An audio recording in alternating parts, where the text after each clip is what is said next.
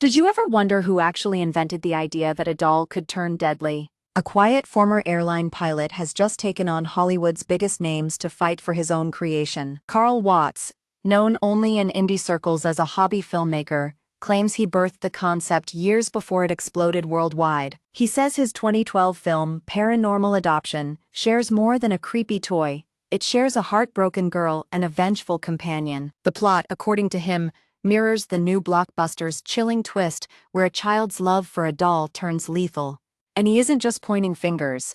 He's demanding at least $5 million in damages from Universal, Blumhouse, James Wan, and Akilah Cooper. Suggesting watching your favorite horror hit and realizing it might have stolen its core from an obscure indie film you've never seen. Watts alleges the similarities are so precise that they form a clear chain of influence leading straight to Hollywood studio halls. He claims he first pitched his script to a production company that later merged with Lionsgate, where he supposedly met Joshua Cosine. Cosine, according to Watts, was not only working at Lionsgate, but also had email exchanges about the project with him. The former pilot insists this connection gives reasonable possibility that Cooper and Wan could have seen his work. He even points to a shared background. Both Cooper and Cosine attended USC's film program around the same time, he says. If true, it paints a picture of an unintentional theft of creative property in one of Hollywood's biggest franchises. And then there's James Wan himself, who once described himself as a creepy doll aficionado in interviews. Watts sees that comment as proof the director was already steeped in the very world his film depicts. He argues that this background could have made him more receptive to the idea of a sentient, murderous toy.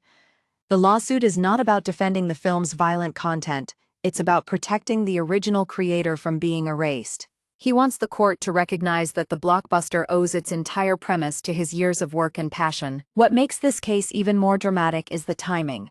M3GAN was a box office smash in 2023, followed by a sequel slated for 2025. The original film has already sparked discussions about a spin-off titled Solm 8TE, expanding the universe further. With each new installment, the stakes rise, and so does the potential financial damage claimed by Watts. He says that if the court sides with him, it could set a precedent for how studios handle similar disputes in the future. The tension builds as we wait to see whether the evidence will hold up against Hollywood's formidable legal teams. Will the judge find that the similarities are merely coincidental, or do they prove a clear line of copying? Can a former pilot with a handful of indie films truly influence blockbuster giants? Only one thing is certain. The story behind the screen is about to get as thrilling as the movies themselves. Stay tuned, because the courtroom drama that follows could rewrite the rules of creativity in Hollywood. Thank you for watching. If you enjoyed this video, please like and subscribe for more updates.